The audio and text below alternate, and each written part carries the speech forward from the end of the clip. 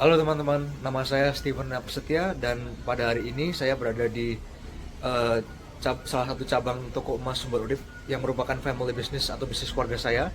Dan di sini saya akan menceritakan tentang bagaimana awal mulanya bisnis ini bisa berkembang, didirikan, dan akhirnya menjadi seperti bisnis yang ada seperti sekarang.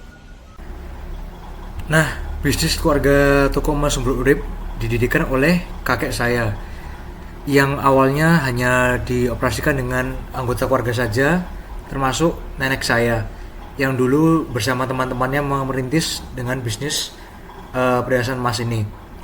Lalu dalam beberapa tahun kemudian bisnis ini berkembang dengan beberapa staff yang sekarang telah menjadi bagian dari bisnis keluarga yang kami anggap sebagai anggota keluarga sendiri. Jadi berdasarkan analisa strategi yang saya sangat usulkan dan saya merasa sangat cocok dengan kondisi bisnis keluarga yang saat ini adalah diversifikasi produk. Karena kita sudah pernah melakukan penetrasi pasar, riset pasar dan yang lain-lainnya. Sekarang kita ada pada tahap diversifikasi produk di mana kita tujuannya adalah memfokuskan untuk mengembangkan dan menawarkan lebih banyak variasi produk dalam model maupun variasi kadar bagi para pelanggan di bisnis keluarga kami. Nah, jadi eh, daftar produk atau jasa utama yang kita tawarkan dalam bisnis keluarga saya yang berhubungan dengan perhiasan emas adalah pencucian emas dan reparasi emas. Ini biasanya dilakukan ketika emas sudah dalam kondisi kotor, tidak layak pakai, atau dalam kondisi rusak. Maka kita akan menawarkan kedua jasa tersebut. Tetapi dalam produk, seperti yang Anda bisa lihat sekarang ini, kita dapat menawarkan berbagai variasi dan berbagai model produk emas yang diupdate setiap seminggu atau 2 minggu untuk mengikuti tren pasar. Nah, untuk segmentasi pelanggan berdasarkan umur, lokasi, dan perilaku pembelian, eh, Anda bisa lihat di slide sebelah ini. Dari umur, variasi umurnya berada di umur 25 tahun sampai 60 tahun, dan bisa disimpulkan bahwa umur tersebut adalah umur-umur di mana orang itu sudah mempunyai posisi ibu maupun kepala keluarga, ibu rumah tangga dan kepala keluarga itu yang memegang finansial keluarga atau memegang uang. Keputusan finansialnya berada di tangan mereka. Nah, untuk perilaku pembelian biasanya eh, karena mayoritas dari mata pencaharian mereka adalah petani dan nelayan, mereka akan mulai membeli emas untuk para petani ketika ada panen, mereka akan langsung menginvestasikan uang lebih mereka ke dalam emas. Sedangkan untuk para nelayan, ketika mereka mendapatkan tangkapan yang besar atau eh, ada musim pasang surutnya di mana ikan tangkapan mereka itu banyak, mereka juga akan menginvestasikan finansial mereka dalam perhiasan emas. Atau bahkan di hari raya Idul Fitri atau Ramadan, mereka akan berborong-borong untuk membeli perhiasan emas dari toko kami juga. Nah, untuk strategi itu sudah selaras dengan visi misi dan nilai-nilai keluarga apa enggak? Iya, sudah selaras dan saya sudah bicarakan dengan kedua orang tua saya maupun generasi pendiri karena diversifikasi produk ini memang wajib dilakukan agar kita tidak ketinggalan dengan tren maupun kalah dalam competitive edge kita dengan para kompetitor yang berada di market yang sama. Nah, generasi saya juga sudah mendukung ini karena mereka juga merasa eh, bahwa ini harus dilakukan untuk mengembangkan usaha lebih lanjut lagi dan tidak kalah dengan para kompetitor. Lalu kita lanjut ke bagian pemasaran. Nah, untuk pemasaran ini saya akan membahas analisis brand positioning dan customer journey mapping saya. Untuk brand positioning, toko emas Sumber Urip ini sudah berada di posisi toko emas yang terpercaya, jujur, dan ramah, dan punya pengalaman. Saya tidak ngomong ini karena memang saya bias terhadap bisnis keluarga saya, tapi karena kita sudah beroperasi dengan selama 40 tahun dengan prinsip dan nilai-nilai yang sama. Nah, mereka juga menekankan keaslian emas, kualitas pelayanan yang ramah, serta fleksibilitas transaksi untuk kenyamanan para pelanggan. Untuk customer journey mapping, kita yang satu awareness itu lewat rekomendasi keluarga atau word of mouth. papan nama di eh, apa itu namanya social media di berbagai platform Instagram, Facebook atau Twitter juga ada dan media sosial lainnya. Considerationnya eh, pengunjung itu bisa melihat etalase yang kita pasang di jalanan ataupun postingan dari sosial media kami atau bertanya langsung ke staf toko kami yang biasanya adalah metode yang paling mereka prefer. Nah, untuk decision, mereka itu biasanya membeli emas dengan proses yang sangat transparan ya.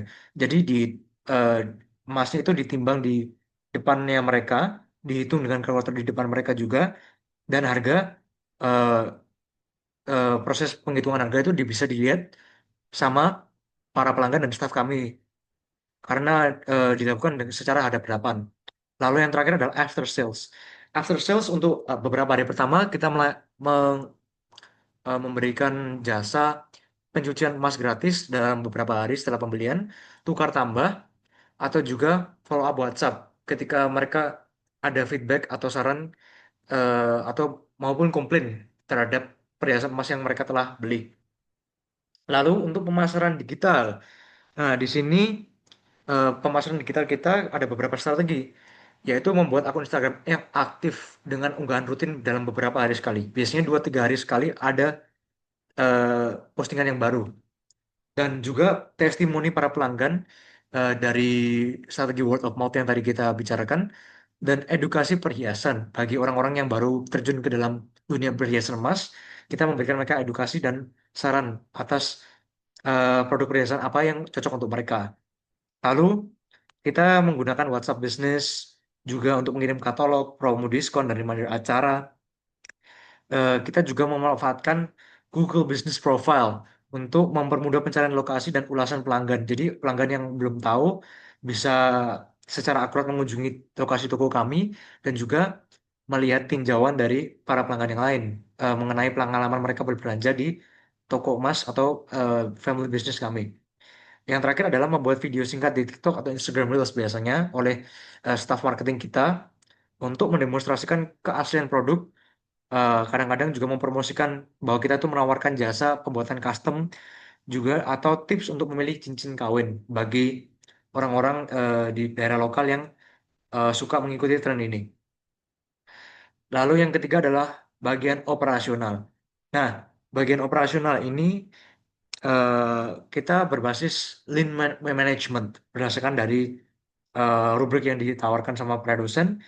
Kita mengoptimalkan etalase agar produk yang paling laku itu ditampilkan di depan dan produk yang paling lambat atau kita sebut dengan dead stock atau stok yang sudah lama banget itu dipindahkan di paling belakang atau di repackage untuk membayar bon-bon saja dan digantikan dengan produk emas yang baru. Lalu kita juga membuat daftar stok digital sederhana melalui Excel agar kita mudah memantau stok yang ada di inventory kita. Kita juga meminimalkan waktu tunggu pelanggan yang melakukan transaksi dengan staf kami dengan prosedur timbang emas yang cepat dan jelas dan transparan di depan mereka juga. Yang terakhir adalah kita memisahkan proses pelayanan antara pemesanan custom, pembelian ready stock, dan tukar tambah agar antrian kita lebih lancar dan tidak membuat frustasi para pelanggan. Nah, yang terakhir adalah bagian human resource kita.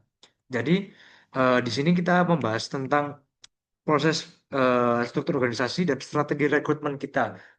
Nah, sesuai yang disebutkan oleh rubrik, kita melakukan rekrutmen itu berbasis kompetensi dan merit. Merit yang berarti kita itu melihat dari testimoni dari teman-teman atau maupun kerabat orang tersebut bahwa dia itu orang baik atau tidak. Karena kita di daerah lokal ini percayanya ke komunitas terdekat. Nah, untuk struktur organisasi seperti yang pasti Anda tahu juga ada pemilik atau founder, kedua anak atau generasi kedua sebagai manajer toko dan marketing digital yaitu ayah saya dan ibu saya. Yang ketiga adalah admin kasir, pelayanan maupun social media yang dilakukan melalui WhatsApp. Itu biasanya dilakukan oleh supervisor maupun tim yang khusus untuk marketing. Lalu staf penjualan juga ada di setiap cabang yang melakukan sales dan menghadapi langsung pelanggan. Dan ada juga yang ini tukang emas biasanya kita punya workshop di belakang eh, toko di cabang yang pusat untuk melayani request pelanggan nih, ketika mereka ingin mengcustom perhiasan mereka. Dan untuk rekrutmen, kita tuh merekrut staf penjualan biasanya dengan kompetensi komunikasi yang baik, cara ngomong sama pelanggannya luas, dan memiliki pengetahuan dasar emas yang biasanya kita berikan pelatihan internal dulu biar mereka bisa tahu apa yang harus mereka tawarkan kepada eh, pelanggan. Attitude juga harus ramah karena mereka berhadapan dengan pelanggan hampir dengan basis setiap hari. Lalu kita juga meningkatkan keterampilan staf melalui pelatihan layanan dengan pengenalan teknologi digital marketing maupun customer service. Nah, kita maju ke eh, timeline rencana pertumbuhan strategis. Dalam 1 sampai 2 tahun ini, saya melakukan 5 tahap ideation, yang berarti kita tuh merancang eh, kebutuhan material maupun aset yang kita butuhkan untuk penjalanan proses pengembangan bisnis keluarga ini. Yang kedua adalah team allocation. Misalkan kita ada cabang baru yang kita harus menggunakan atau mengoptimisasikan tim marketing, maka kita akan merekrut atau mengalokasikan beberapa tenaga kerja sumber daya manusia yang ada di beberapa toko untuk menangani cabang baru tersebut. Lalu material acquisition. Setelah perancangan dan mengalokasikan staff atau tim, kita akan eh, membeli barang sesuai rancangan. Lalu yang keempat adalah employee training. Seperti yang saya lakukan sekarang adalah employee training itu dilakukan ketika eh, apa itu namanya, ada proses pengenalan atau sosialisasi dengan sistem yang baru, yaitu digitalisasi, yang sekarang kebetulan sedang dilakukan juga di 2 cabang yang baru, eh, agar kita sistemnya itu lebih maju dan tidak ketinggalan dengan para kompetitor juga. Yang terakhir adalah execution.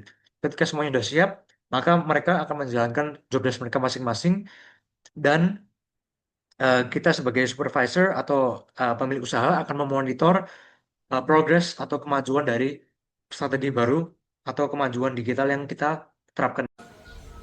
Nah, teman-teman, berdasarkan dari video yang tadi saya buat, kita bisa belajar banyak sekali hal yang harus kita lakukan dalam menjaga atau bahkan mengembangkan bisnis keluarga kita, atau bahkan perusahaan apapun.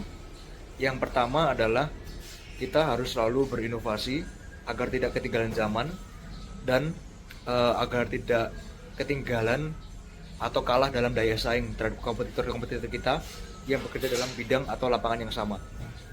Yang kedua adalah kita harus ikut serta dalam ikut campur tangan dalam bisnis keluarga, pengambilan keputusan atau bahkan kontribusi, agar kita tahu cara mengembangkan usaha atau bahkan pada minimalnya mengoperasikan usaha tersebut. Nah, kita juga tidak boleh termakan ego bahwa keluarga kita itu sudah cukup besar sehingga kita tidak termotivasi atau ada inisiatif untuk mengembangkan usaha lebih lanjut lagi. Selain itu, hal yang kita bisa petik dari sejarah dan perkembangan berbisnis keluarga saya adalah prinsip dan nilai-nilai keluarga yang diterapkan sejak dari zaman didirikannya bisnis keluarga tersebut, yaitu menjaga keakraban dan memanusiakan pegawai-pegawai maupun staf kita, karena mereka juga dari perspektif kita adalah bagian dari keluarga dan usaha kita yang membantu dan menopang kita agar bisa mengembangkan usaha dengan optimal juga. Jadi kita harus menghargai para staff, dan juga jangan lupa untuk menghargai para pelanggan karena mereka juga adalah bagian dari bisnis yang membantu kita untuk sampai ke titik yang saat ini juga. Lalu yang terakhir adalah, ya itu saja sih. Terima kasih dan sampai jumpa pada video selanjutnya. Terima kasih sudah mendengarkan.